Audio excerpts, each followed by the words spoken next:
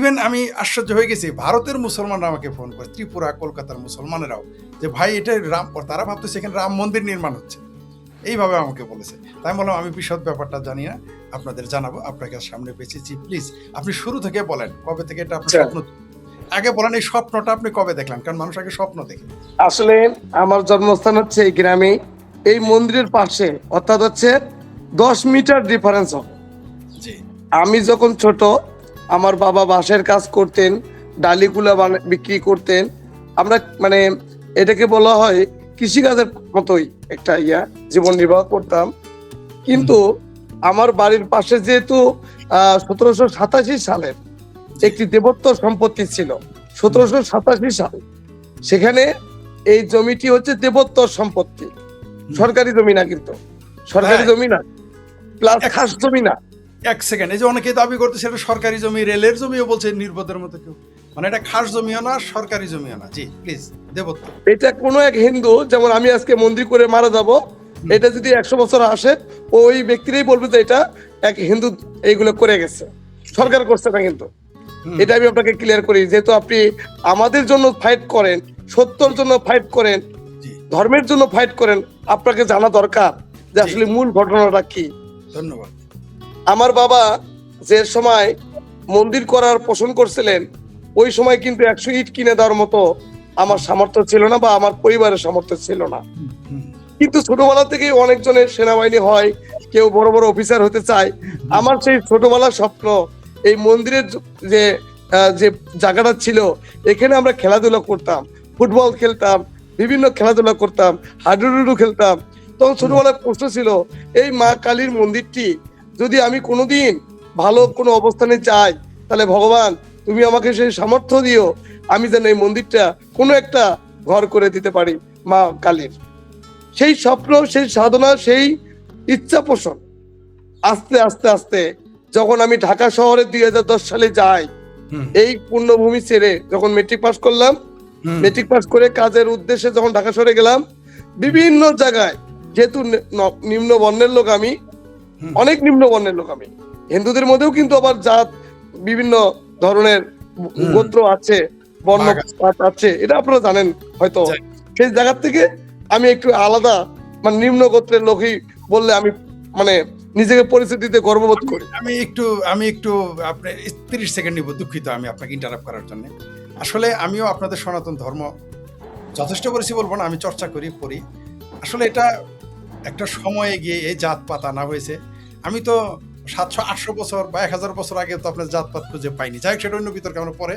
এইভাবে ছোট মনে করবেন না নিজেকে, কারণ আমি তো খুঁজে পাইনি। কারণ আপনাদের ধর্মগ্রন্থগুলো তো সব ব্রাহ্মণেরা লেখা নাই, সেখানে তো আজকে যাদের নিচু জাত বলা হয় তারা সেই হিসেবে।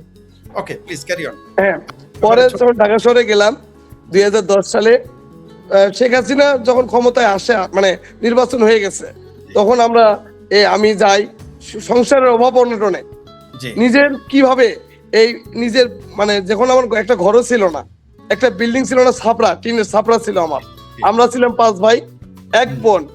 আমার মা এবং বাবা খুব সাধারণ জীবন যাপন করতেন। হয়তোবা 100 টাকার একটা শার্ট কিনলে এটাকে আনন্দ মনে হইতো আমার, যে 100 টাকার শার্ট কিনছি আমি, যেখানে একটা কুলা বিক্রি করলে 10 টাকা পাওয়া যায়, সেখানে 100 টাকার শার্ট মানে অনেক কিছু। এটাই পরে 300 টাকা নিয়ে আমি ঢাকা শহর যাই। যাওয়ার পরে এমডি গ্রামবাসীতে একটা মাস্টার রোলের চাকরি করি, ইলেকট্রিশিয়ানের। কারণ সেই ছোটবেলা থেকে আমার সাদা কালো টিভি ঠিক করার, লেখাপড়ার পাশাপাশি সাদা কালো টিভি ঠিক করতাম।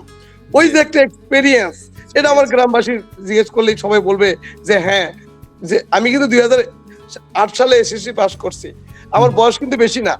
সেটাই তো, আমি একটু ইন্টারাপ্ট করি প্লিজ, আবারও আমি লোভ সামলাতে পারছি না। মানে আজকে উল্টো, মানে আমরা মনে করেছিলাম এই ব্যক্তিটি না জানি কমপক্ষে আমার চাইতে বেশি বয়সী হবে, কিন্তু আপনি এসএসসি পাস করেছিলেন 2008 সালে।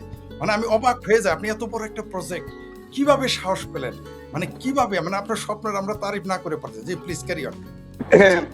যখন আমি অভাব অনটনে একটা জব নিলাম, ওখানে আমি কর্তব্য পত্রিকার বিজ্ঞপ্তিতে ঢাকা গেছিলাম, যে লেখা আছে একটি বাসা বাড়িতে ইলেকট্রিশিয়ান নিবে। যেহেতু আমার কারেন্টের কাজ কম বেশি জানা আছে, কিন্তু ওখানে খপ্পরে পালায় পড়ি। তারা আমাকে নাইট গার্ডের ডিউটি দিয়েছিল, নাইট গার্ডের ডিউটি। ওখানে গিয়ে আমি ওই সুবাদে যে বাসায় ডিউটি করছিলাম, ওই লোক আমেরিকা এম্বাসিতে জব করে, তখন ওনার বাসার কাজকর্মের সুবাদে আমাকে একটা জব দিলেন। তখন বেতন ছিল 14 থেকে 15,000 টাকা। ওই সময়ের অনেক টাকা, হ্যাঁ, মানে ওই আমার সময়- কাছে বিশাল অনেক- টাকা। হ্যাঁ হ্যাঁ আমাদের বাড়ি ভিটে কিনছি 5,000 টাকা শতাংশ, আর আমি বেতন পাইছি হচ্ছে 15,000 টাকা, মানে 3% জমি প্রতি মাসে আমি কিনতে পারতাম। হুম, হুম, এইরকম ওই টাকা পয়সা দিয়ে আমি একটা গ্রামে একটা ঘর করি, বাবা মাকে একটু ওয়ালের ঘর করে দিই। হুম। ওয়ালের ঘর করে দেওয়ার পরে 2014 সাল পর্যন্ত এই কাজ আমি চালায় যাচ্ছিলাম। হঠাৎ করে রোহিঙ্গার একটা মানে আসছিল, মানে বাংলাদেশের রোহিঙ্গা ভাইসা ভাইসা আসতেছে। হুম, সেখানে বিভিন্ন খাবার দাবারের একটা টেন্ডার হয়েছিল বিদেশি থেকে। হুম, সেখান থেকে যেহেতু আমেরিকা এম্বাসিতে জব করি, বিভিন্ন বিদেশিদের সাথে ওই সততা, ওই honesty is the best policy, ওখান থেকেই আমার একটা কপাল খুলে যায় আলাউদ্দিনের চেরাকের মতো, হুম, এটা বলতে পারেন। হুম, হুম, তখন ওই ব্যক্তির কোনো একটা মাধ্যমে কিছু খাবার সরবরাহ করতাম। এখান থেকে কিছু টাকা পয়সা নিয়ে ভালো টাকা পয়সা হয়েছে আমার, হুম, ভালো টাকা পয়সা হয়েছে। সেই টাকা পয়সা নিয়ে 2019 সালে আমি ফুলবাড়িয়া, ময়মনসিংহ ফুলবাড়িয়া যেটাকে বলে আপনাদের এলাকায়, ময়মনসিংহ হ্যাঁ, ফুলবাড়িয়া, এক ইয়াতো। যে ব্যক্তির মাধ্যমে এই ব্যবসা বাণিজ্য বা আমার সহযোগিতা করছে, বিভিন্ন সবজি টবজি আমাকে দিছে, তখন সেই সুবাদে ময়মনসিংহ ফুলবাড়িয়াতে একটা বাড়ি করি। বাড়ি ছোট একটা বাড়ি, 13% জায়গা, নট রিসোর্ট। যারা বলতেছেন এটা রিসোর্ট, এই রিসোর্ট করতে গেলে ব্যবসায়িক ক্ষেত্রে লাইসেন্স করতে হয়, রিসোর্টের কিছু নিয়ম কানুন আছে, কতটুকু জায়গা লাগে, কি কি লাগে, সব নিয়ম কানুন ওখানে রিসোর্টের ব্যবসার সাথে মানে লাগে। যেহেতু এটা রিসোর্ট না, সেখানে এখানে লাইসেন্সের কোনো প্রয়োজন হয় না। হুম, ওখানে একটা গুজব উঠলো আমি খ্রিস্টান সম্প্রদায়ের লোক মুসলিম হয়েছি, একটা গুজব, একটা গুজব। হুম, ওই এলাকার লোক, যেহেতু ওই এলাকার লোক আমাকে কেউ চেনে না, আমার বাড়ি রংপুর, গাইবান্ধা জেলা, পলাবেড়ি থানা, আমি যেহেতু গেছি, সেক্ষেত্রে এই কথাটা মানে কানা ঘুষা হচ্ছে, যেহেতু আমার বিস্তারিত তো কেউ জানে না। জানে না, yes।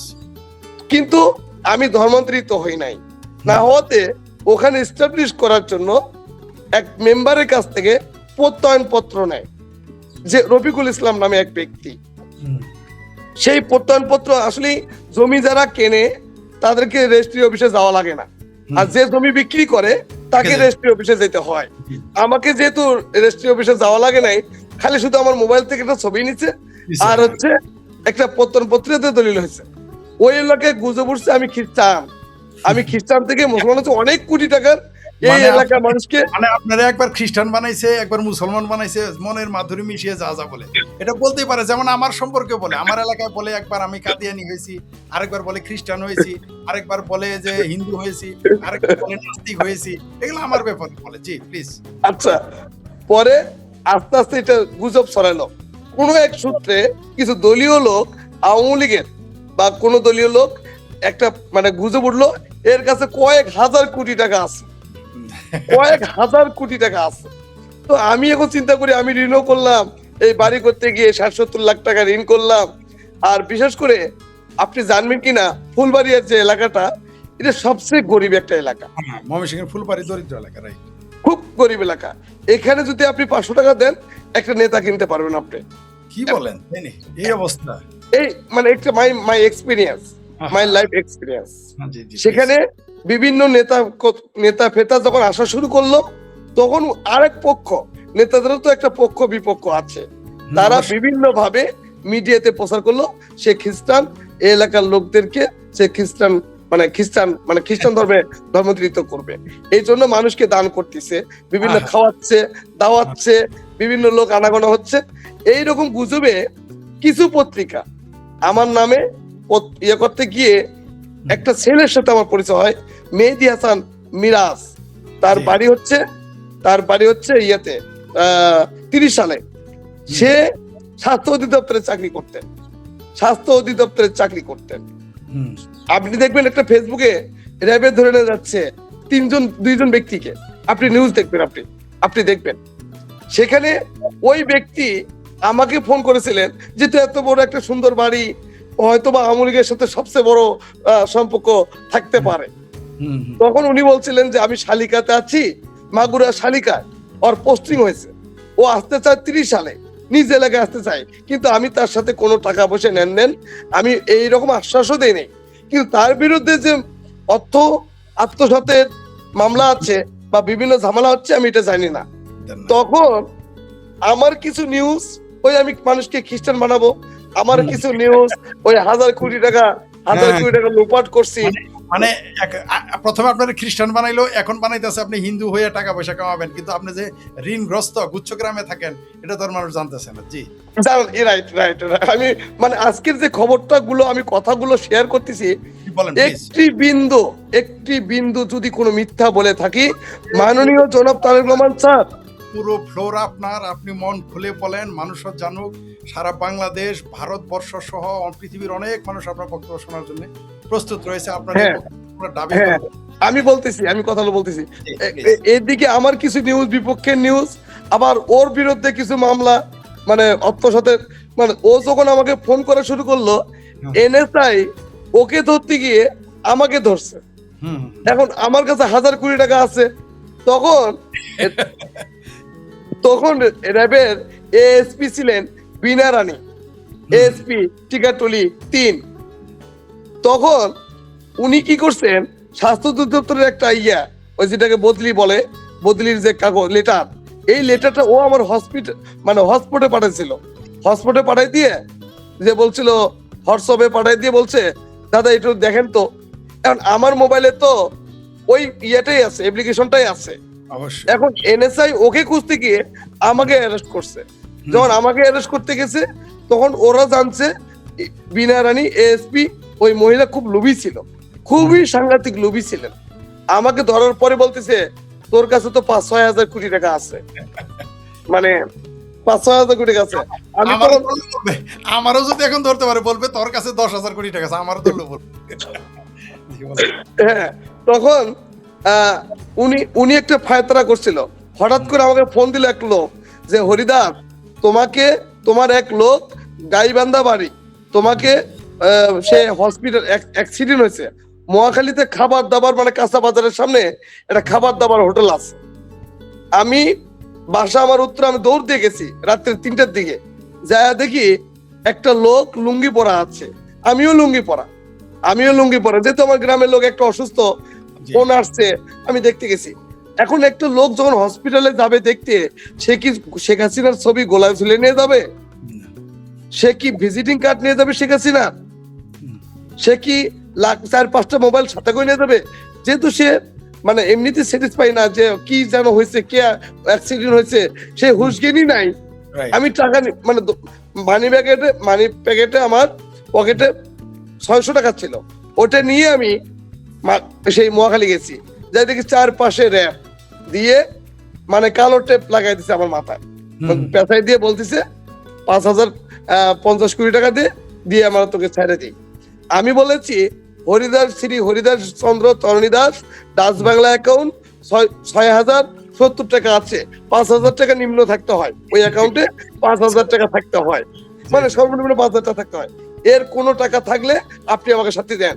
কিন্তু এমন ভাবে কিছু সাংবাদিক টাকা না পেয়ে নিউজ করছে, যে নিউজগুলোতে হাজার হাজার কোটি টাকার প্রমাণ পাওয়া যায়, হরিদাস বাবুর কাছে পাওয়া যায়। কারণ ইহুদিরা, একটু যোগ করি, সরি, যেমন এই মুহূর্তে বেনজির সাহেব আমাদের যে র্যাবের প্রধান ছিলেন, তার ব্যাপারে হাজার হাজার কোটি টাকার অভিযোগ, চার্জশিট দিয়েছে 14 কোটি টাকার।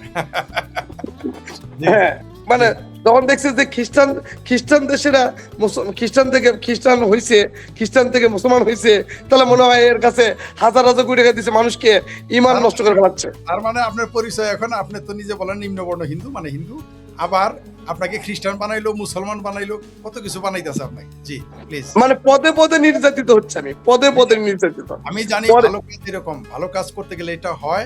আমি একবার আমার এলাকায় খাদ্য বিনা টাকায় প্রতিদিন অন্তত চিন্তা করেছিলাম যে কয়েক মন চাল রান্না করে খাওয়াবো দরিদ্র মানুষদের। আমাকে আমার এলাকার গোয়েন্দা সংস্থা বলছে এবং আমার শুভাকাঙ্ক্ষীরা বলছে, এই কাজটা করো না, পরে তুমি কেসে যাবা, এর পেট খারাপ হবে, তোমার মার্ডার কেস হবে। এগুলো বা ভালো কাজ আসলে করা বিপজ্জনক, এটা আমি জানি। আমি অনেক সমাজ কল্যাণমূলক কাজ করতে গিয়ে বিপদে পড়েছি। এটা আমিও ঢাকাতে প্রচন্ড গরমে পানি খাওয়াইতেছিলাম, ওই যে বিতরণ কার্ড করে, সেই কার্ড থেকে পানি এনে খাওয়ানো মানে সুপেয় পানি, এটা করতে গেলে মতিঝিলে আমার কাছে এক এক জায়গায় 1 লাখ 1.5 লাখ করে চাঁদা চেয়েছিল। তারা ভেবেছিল আমার কাছে, আমাকেও বুঝি কেউ টাকা দিয়ে, ওগুলো আমার নিজের টাকা, আয় করা টাকা, জমি বেচার টাকা। জি প্লিজ ক্যারি অন। তখন আমাকে র্যাবের টিকাটলিতে নিয়ে গেলেন রাত্রের 4টা ভোরবেলা। ওখান থেকে এনএসআই একটা গোপন কারখানা আছে, গোপন আস্তানা আছে, সেটা হলো বনানী কমিউনিটি সেন্টারের নিচতলা আন্ডারগ্রাউন্ডে। ওদের একটা মানে ইয়ে আছে, ওখানে আমার ফিঙ্গার নিল। সবকিছু নেওয়ার পরে দেখলো শালা একটা ইয়ারে নিয়ে আসছো, ফকিরকে ধরে নিয়ে আসছো, ওর অ্যাকাউন্টে তো কোনো টাকাই নাই। যখন র্যাবে যেতে ধরছে আর আমার মানে ওর কল মানে ওই ছেলের জন্য আমাকে যেতে ধরছে, তখন ফেসবুক থেকে ওরা শেখ হাসিনার ছবি নামায় ফেলালো, আমাকে দিয়ে শেখ হাসিনার ছবি অ্যাড করালো। করানোর পরে কিছু কিছু কিছু কিছু ভিজিটিং কার্ড তৈরি করলো। আরে বাবা, আমি হসপিটালে ডাক্তার রুগী দেখতে গেছি, কে মরলো কে বাঁচলো এটা দেখার জন্য আমি গেছি। আমি কি শেখ হাসিনার ভিজিটিং কার্ড কি এতগুলো নিয়ে গেছি? আর কেউ নিয়ে যাবে? কেউ নিয়ে যাবে? আপনি বলেন না। ঠিক এগুলো ছাপায়া 16/11/2022 সালে আপনার হচ্ছে কাউরান বাজারে র্যাবের মিডিয়া সেলে নিউজ করা হলো বাংলাদেশের সবচেয়ে বড় প্রতারক হরিদাস বাবু। আচ্ছা, আপনার এখানে একজন কমেন্টস করেছে, সম্ভবত আপনারই শুভাকাঙ্ক্ষী, জবটা আমি দিব, আপনি না প্লিজ। একজন লিখেছেন, আমি তার কমেন্টটাকে দেখাই। উনি বলেছেন, আমার কথা হলো আওয়ামী লীগ চলে যাওয়ার পর আগস্টের পর মন্দির বানানো শুরু করলেন কেন? জানেন না হিন্দুদের উপর কেমন নির্যাতন চলে? আপনার মন্দিরের কাজের শুরুর জন্য হিন্দু জীবন হুমকির প্রশ্নের সম্মুখীন এখন। আমি জবাবটা দিয়ে দেবো আপনার পক্ষ থেকে। আপনি কি দিবেন পরে দিয়েন, আমি দিচ্ছি। ভাই, যদি উনি মন্দিরটা তৈরি নাও করতেন, এমনকি রাম বিগ্রহ তৈরি নাও করতেন, তাতে কি আপনারা ঝুঁকির মধ্যে থাকতেন না? বা তার আগে কি আপনারা ঝুঁকির মধ্যে পড়তেন না? বরং উনি তো দুঃসাহস দেখিয়ে, তিনি তার সাহস দেখিয়ে, তিনি তার সর্বস্ব, তার মেধা, শক্তি, অর্থ, সম্পদ, যোগাযোগ সব কাজে লাগিয়ে, তার স্বপ্ন কাজে লাগিয়ে একটা প্রতিষ্ঠান করতে চাচ্ছে। আপনি ভাই তা বাধা দেন কেন? বাংলাদেশে যদি এখন সব মন্দিরও, আপনি অর্ধেক মন্দির, কালকে বাংলাদেশে ধরে নিলাম 1 লাখ 5 লাখ 3 লাখ মন্দির আছে, 1.5 লাখ কমাই দিলেন বলেই কি আপনার নির্যাতন কমে যাবে? না কমেছিল কোনো? এগুলো কি বলেন ভাই? নিজে সাহস পান না, আরেকজন সাহস দিয়ে গিয়ে আসছে, তাকে ভয় দেখেন কেন? বরং আমি জানি আপনার বেদনা বুঝি, আপনি যিনি কমেন্টস করেছেন তিনিও হয়তো নির্যাতিত নিপীড়িত এই দুঃখে বলেছেন। আশা করি আমাদের জবাবটা পেয়ে গেছেন। না, আমার কাছে ব্যাখ্যা আছে, এটারও ব্যাখ্যা আছে আমার কাছে, আমি একটু পরে বলতেছি। দাদাকে, সে আমার সনাতনী, আমার দাদা আমার কলিজার লোক, আমি একটু উত্তর দেব। আচ্ছা, হ্যাঁ, তখন আমি যখন দেখছে ইনভেস্টিগেশন করে যে আমার কাছে কোনো টাকা পয়সা নাই, একদমই নাই, মানে আমাকে যে জামিন করবে সেই রকমও লোক নাই, টাকা পয়সা নাই, তখন ওই এলাকার গুজব শুনলো। এক সেকেন্ড, প্রিয় দর্শক, একজন প্রশ্ন করেছেন, তার নামে অভিযোগ রয়েছে ইত্যাদি ইত্যাদি। তিনি তো অভিযোগের খণ্ডন করতেছেন, এগুলো শুনেন। অভিযোগ করলেই তো আর অভিযোগ, আমার নামেও তো অভিযোগ করলে কি তাহলে তো আপনারা মেনে নেবেন?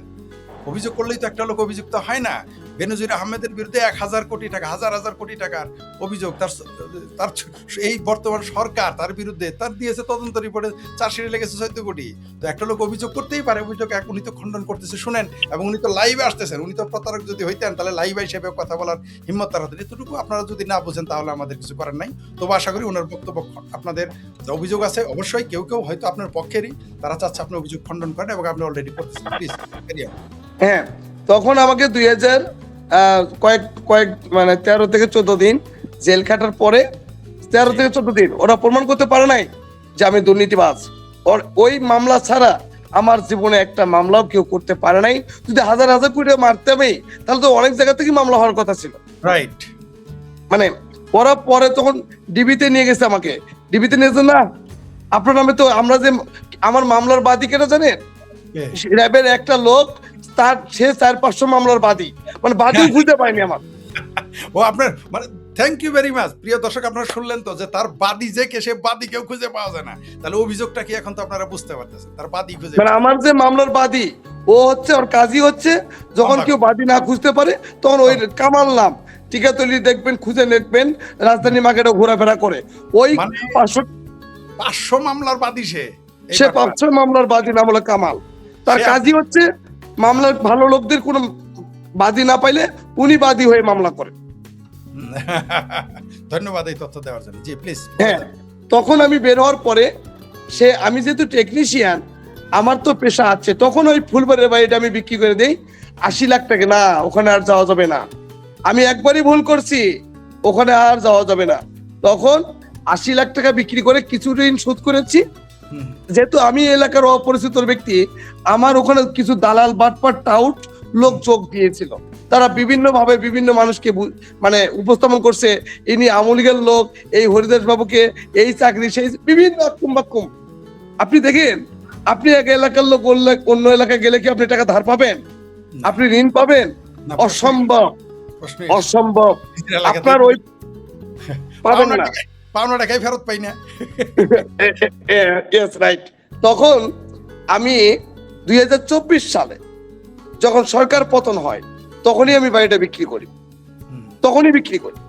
সেটাও এক আওয়ামী লীগের নেতা, নাম হলো আরিফ, ময়মনসিংহ এর হিমুর আড্ডা নামে একটা মালিক ছিলেন। হিমুর আড্ডার মালিক সাকির হাউস মাঠের পশ্চিম পাশে আরিফ ভাইয়ের কাছে 80 লক্ষ টাকা বিক্রি করি। ওখান থেকে কিছু টাকা আমার ছিল, সেইখান থেকে আমি কিছু টাকা এলাকায় নিয়ে নিয়ে আসার পরে আমার বাবা, আমার একটা ভাই আছে নবাবগঞ্জ দিনাজপুরে, তাকে ঘরের জন্য 2 থেকে 3 লাখ টাকা দেই, যে ভাই তুই ঘরটা কাজ কর। আমার বাবা কিন্তু এখনো কুচ্চগ্রামে থাকে। এত বড় আলিফ, এই যে মন্দিরটা এত বড় কমপ্লেক্স, হুম, আমি তো ভক্তের টাকা দিয়ে তো বাবা আমাকে সুখে শান্তিতে রাখতে পারতাম, একটা হাইস গাড়ি কিনতে পারতাম, একটা প্রাডো গাড়ি কিনতে পারতাম। আপনার টাকা দিয়েও পারতেন, কিন্তু আপনি তা করেননি। আমি ভারতে, আমার ভাই যে 3টা ভাই ভারত থাকে, 2000 অনেক আগে তারা গেছে ওখানে, ওই বিয়ে শাদী করে তারা কৃষিকাজও করে। এখানে কুচবিহার দিনহাটা কন্ট্রোল হাট এলাকা তাদের বাড়ি। শুনুক, যদি কোনো ভারতে কোনো সাংবাদিক থাকে, আমার ভাইদের চিত্র দেখুক যে তারা কত কষ্ট করে জীবনযাপন করে, গিয়ে যায় দেখে আসুক। কুচবিহার দিনহাটা কন্ট্রোল হাট গ্রামে যায় তারা বসবাস করে। আমার লুকাচুরি কিছুই নাই। তখন 2024 সালে 10ই আগস্ট আমার গ্রামের ইয়ং জেনারেশন ছেলেদেরকে নিয়ে সেই 76% জায়গায় আমি 35,000 টাকা দিয়ে একটা ভিত্তি স্থাপন করা ছিল। বর্তমানে যে আমাদের টিটু চেয়ারম্যান, উনি সরকারি বাজেটে 2.5 লক্ষ টাকা দিয়ে এই মন্দিরের একটা জায়গায়, কালী মন্দিরের একটা ভিত্তি স্থাপন করেন। আমি এই বর্তমানে যদি আমাদের টিটু চেয়ারম্যান শোনেন, হয়তোবা উনি বলতে পারবেন যে ঘটনা সত্য না মিথ্যা। ইনি বলেন যেখানে কিছু কিছু মিডিয়া বলে যেখানে মসজিদ ছিল, যদি গ্রামের নাম রামচন্দ্রপুর, মধ্য রামচন্দ্রপুর হয়, যেখানে জমিটা যদি 1787 সালে কৈলাস দিয়ে থাকে, তাহলে কত বছর আগে এখানে মসজিদ ছিল? আমি অনুরোধ করব, আমার এলাকাবাসী জানেন, পার্শ্ববর্তী মুসলমান ভাইরা এত বড় একটা মন্দির করলাম, কেউ বাধা দিল না, তার রহস্যটা কি এটাও জানতে হবে। কারণ বলেন, আমরা শুনেছি, এখন যদিও বিতর্ক করতেছে, আমরা শুনেছি ভোটের সময় সবাই এই মন্দিরে গিয়েছিল, সব দল। না না, শুধু ভোট না, আমি যখন মন্দিরের কাজ শুরু করি, আমার পার্শ্ববর্তী যারা মুসলমান ভাই আছেন, যারা আমার এলাকাবাসী আছেন, আমাদের গ্রামে 3টা সমাজ ছিল, হিন্দুদের মধ্যে 3টা সমাজ ছিল, তারা এক এক সময় এক এক পূজা করতো এই মন্দিরে। আমি 3টা সমাজকে এক করছি, কারণ 10-এর লাঠি 1-এর বোঝা। আমি আমার পার্শ্ববর্তী মন্ডলপাড়া, হাঁসবাড়ি, শালমারা সমস্ত মানুষকে ডাকছি, তারা আসছে, এসে তাদেরকে আমি ডেমো করছি, ডেমো ভিডিও দেখাইছি যে আমি এই সকল সনাতনীদেরকে নিয়ে, যে তোমার একটা আইডি ছিল, ফেসবুকের একটা আইডি ছিল, সবাইকে আগে থেকে আমি জানাইছি যে আমি একটা সুন্দর মন্দির করতে চাই। আমার কিছু বদনাম মানুষ যে বলতেছে, এগুলো আমি একটা ধর্মের পথে যাইতে চাই। তখন সকল সনাতনী উৎসাহ দিয়ে বললেন, আপনি মন্দির শুরু করেন, আমরা আছি।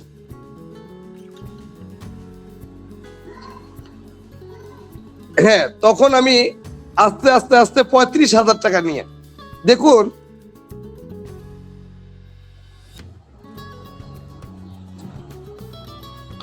35,000 টাকা দিয়ে যেখানে মন্দিরের কাজ শুরু করলাম, দেখুন মসজিদ আর মন্দিরের কাজ, মসজিদ আর মন্দিরের কাজ যদি নিঃস্বার্থ ভাবে, সৎ ভাবে আপনি যখন তৈরি করা শুরু করবেন, ওপরওয়ালা এগুলো কাজ আটকায় না। কারণ মন্দির মসজিদ দেখতেছি হয়ে যায়, শুরু করলেই হয়ে যায়, মন্দির শুরু করলেই, তবে নিয়ত থাকতে হবে, নিয়তে বরকত। নিয়ত করবেন আপনি, মানে একদম সৎভাবে থাকবেন, আপনি 1টি টাকা ভক্তের খাবেন না। তখন ভগবান বলে, এটাই আমার সত্যিকারের ভক্ত, ওর মধ্য দিয়েই ভালো কিছু হোক, তখন এই কাজটার সফলতা আসে। ঠিক যখন সবাই এলাকা মানুষ বলল যে তোমার মন্দির তুমি করবা, তুমি কি বিগ্রহ কত ফিট করবা, না 100 ফিট করবা, না 200 ফিট করবা, এটা তোমার ব্যাপার, এখানে আমাদের গ্রামবাসীর কিছু নাই। অবাক করার বিষয় হচ্ছে 160 জন যারা কর্মচারী কর্মকর্তা, 160 জন, 135 জনই মুসলমান। তাই নাকি? হ্যাঁ 135 জনই মুসলমান। এখানে কোনো বৈষম্য হয় নাই। এখানে যখন আমরা এই যে রোজার ঈদে 4000 পরিবারকে আমি কাপড় দিয়েছি, সব মুসলমান। দুর্গাপূজার সময় 40 টন চাল দিছি, খালি হিন্দুই খাবি, মুসলমানও খা।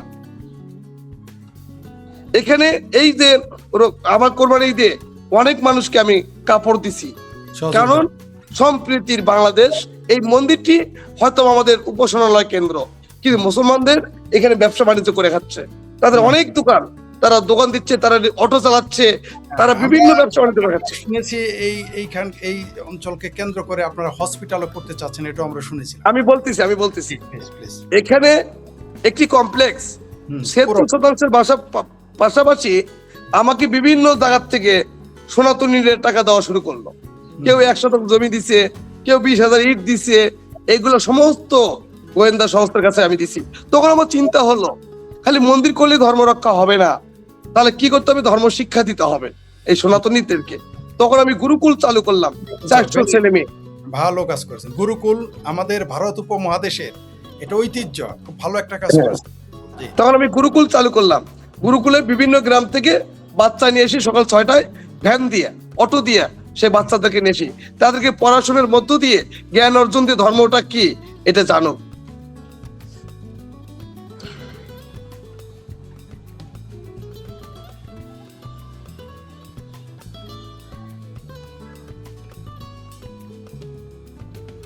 হ্যাঁ, উনি তখন আমি তখন ভ্যান দিয়ে এরপরে বৃদ্ধাশ্রম করছি, সেখানে 40 সিটের বৃদ্ধাশ্রম করছি। কারণ আমার বাবা যেহেতু গুচ্ছগ্রামে আছে, আমি জানি আমার বাবার কষ্টটা কোথায়। আমি জানি আমার যখন বাড়িঘর ছিল না, আমি জানি বৃদ্ধ বাবা মারা কত কষ্ট পায়। সেই সুবাদে আমি তখন একটা বৃদ্ধাশ্রম তৈরি করলাম। এই বৃদ্ধাশ্রমে শুধু হিন্দুরা না, সবাই থাকতে পারবে। তবে এরপরে চিন্তা করলাম, থাকার ব্যবস্থা হলো, মানুষের কর্মের ব্যবস্থা হলো, চিকিৎসার ব্যবস্থা। তখন আমি সনাতনী মেডিকেল কলেজ এন্ড হসপিটালের জন্য জায়গায় ক্রয় করলাম। সেখানে মুসলমান ভাইরা অতঃপরিত ভাবে এলাকার মানুষ যে যা পারছে আমাকে সহযোগিতা করতেছে। এলাকার মানুষ ছাড়া এতদিন তো কোনো কথা হলো না। আজকে ফরিদ ভাইকে আপনাকে চিনি, লাইফে আসছি এই মন্দির বিষয় নিয়ে। মন্দির তো কালকে হয়েছে না, মন্দির তো 1 মাস আগে হয়েছে না। তাহলে এতদিন কেন? কারণ রাম বিগ্রহ যখন, এখানে তো ভগবান শ্রীকৃষ্ণের বিগ্রহ আছে, 6 মাস আগে কমপ্লিট হয়ে গেছে। 6 মাস আগে সেখানে উদ্বোধন করছেন এলাকাবাসী, আমাদের এমপি মহোদয়, এখানে জনপ্রতিনিধি সাদিক সাহেব, সব দলের লোকেরা এখানে এসে উদ্বোধন করে গেছেন। তখন তো কোনো কথা হলো না। এরপরে ভগবান শ্রীরামের 100%-এর মধ্যে 80% কাজ শেষ। 80% কাজ শেষ। সেখানে বলা হলো মানে ভগবান শ্রীরাম বিগ্রহের 80% কাজ সমাপ্ত হয়ে গেছে, মাত্র 20% খালি প্লাস্টার করবে আর রং করবে। সেখানে আমরা যেহেতু ভারতকে দেখানোর জন্য, এই সনাতন ধর্মকে রক্ষা করার জন্য, সকল সনাতনীকে এক করার জন্য, সকল সম্প্রদায় হিন্দু মুসলমান মিলে এক থাকার জন্য আমরা ভারতকে দেখাতে চাইছিলাম আমরাও বাংলাদেশে হিন্দুরা পারি সেই ভগবানকে বড় চোখে দেখার জন্য। এটাই তো মূল উদ্দেশ্য ছিল আমার। সাম্প্রদায়িক সম্প্রীতির নিদর্শন হিসেবে তুলে ধরতে চাইছি। এক মন্দির করে কি যদি ভারত দখল হইতো, তাহলে তো এখানে আমার কিছু বলার থাকে না। পিনাকি দাদা, উনি মাস্টার মাইন্ড গুজবের। দাদার যে দাদা আশুতোষ ভট্টাচার্য, উনি 10,001 টাকা দিয়েছেন এই মন্দিরকে। পিনাকি ভট্টাচার্য ওনার আপন পিস্তত ভাই, ওনার বাড়ি বগুড়া। উনি ওনার পরিবার সহকারে মন্দির দেখে গেছেন। আজকে বলেন এই ভারত দখল করতেছে।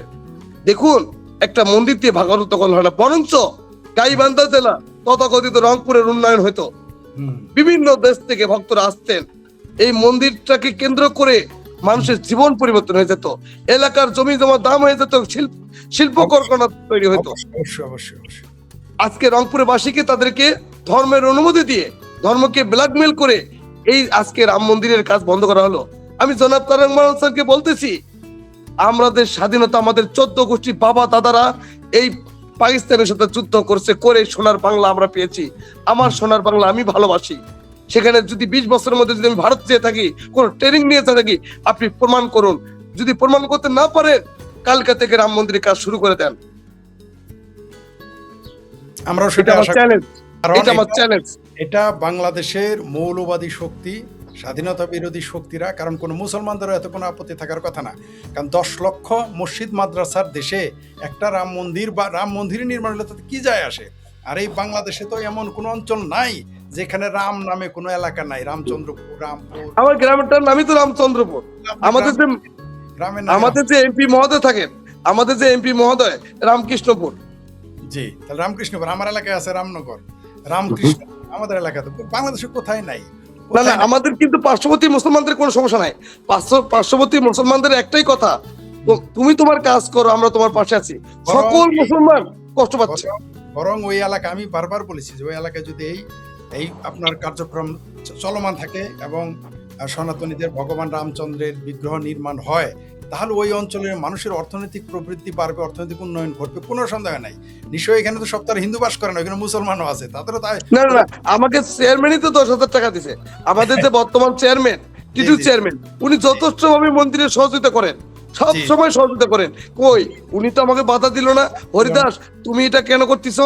এখানে হাসপাতাল হলে, শিক্ষা প্রতিষ্ঠান হলে, গুরুকুল হলে মানুষের লাভ হবে, ওই অঞ্চলে লাভ হবে, জমির দাম বাড়বে, মানুষের জীবন মান উন্নয়ন বাড়বে, যাতায়াত বাড়বে এবং দেশ বিদেশে সুনাম হবে। নিঃসন্দেহে 80% হয়ে গেছে, হঠাৎ করে 20% নেতারা সমাজ, অবশ্যই সন্দেহজনক, কোনো সন্দেহ নাই। আপনার কাছে আরেকটা জিনিস জানতে চাই, আপনার পোস্টে আমি দেখলাম যেখানে আপনাদের 40 কোটি টাকা আপনাদের প্রজেক্ট, ঠিক আছে? তো আমার তো প্রজেক্ট না, এটা কোনো প্রজেক্ট না, এটা হচ্ছে সকল সনাতনীরা যা দিচ্ছে এখানে তাই তৈরি হচ্ছে কাজ। চলমান, মানে এটা প্রজেক্ট না, চলমান, কন্টিনিউয়াসলি চলতে থাকবে, থামবে না, এটা বুঝতে পারছি। সুতরাং এখানে কি হলো না হলো যায়। আপনি অবাক শুনবেন, অবাক হবেন, এখানে যে দোকানদাররা আছেন ম্যাক্সিমামই হচ্ছে মুসলমান দোকানদার। হ্যাঁ, ম্যাক্সিমাম। এবং এখানে কিন্তু প্রতিদিন 50,000 লোকেরা আসে। যদি 50,000 লোক যদি 10 টাকা করে দেয় মন্দিরে, 5 লক্ষ টাকা হয়, 5 লক্ষ টাকা ডেইলি হয়। শুধু 10 টাকা, অনলি 10 টাকা। 10 টাকা করে দিলেও 5 লক্ষ টাকা হয়, ঠিকই বলেছেন। তাহলে মন্দিরে পাগলা মসজিদ কোথায়? পাগলা মসজিদ কোটি কোটি টাকা ওঠে প্রতি মাসে, কোটি কোটি টাকা। তাহলে এখানে টাকা তো মানুষ দিতে চায়, এখানে অন্যায় করতে হয়, প্রতারণা করতে হয়, মানুষকে চাঁদা নিতে হয়। ধর্মীয় ইসলাম ধর্ম বলেন আর সনাতন ধর্মই বলেন, ধর্মীয় ভাবাবেগ, আমাদের দেশের মানুষ ধর্মপ্রবণ, আমাদের দেশের মানুষ ধর্মভীরু, ধর্মান্ধতা বিপজ্জনক। আমাদের দুই ধর্মেরই মানুষ ধর্মভীরু, এই জন্যই পাগলা মসজিদে মাসে মাসেই দেখা যায় কোটি কোটি টাকা চলে আসে। মন্দিরে তো অবশ্যই আসবে, আসতেই পারে, এটা স্বাভাবিক। এবং এটা দিয়ে আপনি কাজ চালাবেন, কোনো সন্দেহ নাই। শুধু আমার ধারণা শুধু হিন্দুরা না, এখানে মুসলমানরাও। আপনি যে হাসপাতালের কথা বললেন, আপনি যখন হাসপাতালের ঘোষণা দিবেন, আমি তো সেখানে কমপক্ষে 1 লক্ষ টাকা দেবো। হাসপাতালটা কেন হয়? মানুষ যখন টাকার অভাবে চিকিৎসা করতে পারে না, এখনকার দিনে কিন্তু বিভিন্ন আইসিইউ নামে ব্যবসা হচ্ছে, বিভিন্ন ব্যবসা হচ্ছে। সেখানে মানবতার দিক থেকে ভক্তরা যদি 10 টাকা 20 টাকা দিয়ে যদি মেডিকেলটা হয়, এখানে মুসলমান ভাইয়েরাও তো উপকৃত হবে। আর সবাই আসবে, শুধু হিন্দু, মুসলমান, বৌদ্ধ, খ্রিস্টান, নাস্তিক, দেশি বিদেশি সবাই আসবে, কোনো সন্দেহ নাই। তারপর আপনি যে অঞ্চলে করেছেন সেটা হচ্ছে অত্যন্ত পিছিয়ে পড়া একটা এলাকা, সেখানে হঠাৎ আরো ভালো। এই যে বাংলাদেশের মানুষ প্রতি বছর লক্ষ লক্ষ মানুষ ভারতে চিকিৎসা করতে যাচ্ছে, তাদের কি কষ্ট, তাদের কি বেদনা আমি জানি, তাদের কি কষ্ট হয় আমি জানি যে আপনি হসপিটাল করলে আমি তো আপনাকে, আমার মতো লোকেরা তো চাঁদা দিবেই, বরং যারা এই যে ভারতে চিকিৎসা করতে চায় তারাও আপনার ওইখানে চাঁদা দেবে, আমি জানি। সেটা হিন্দু মুসলমান প্রশ্নে না। না না, আমার প্রশ্ন কি ছিল জানেন? আমার ওই যে ভারতের চেয়ে বড় রাম মন্দির, ভারতের চেয়ে বড় হসপিটাল কেন করতেছি? আমরা বাংলাদেশি, আমাদের যা সম্পদ আছে, যা সঞ্চয় আছে, এটা দিয়ে আমরা বিশ্বকে দেখা দিতে চাই আমরা বাংলাদেশ পারি। এটা আমার উদ্দেশ্য ছিল। সেখানে ভারতের এজেন্ট বানাই দিল আজকে আমাকে। হ্যাঁ, এটাই আসলে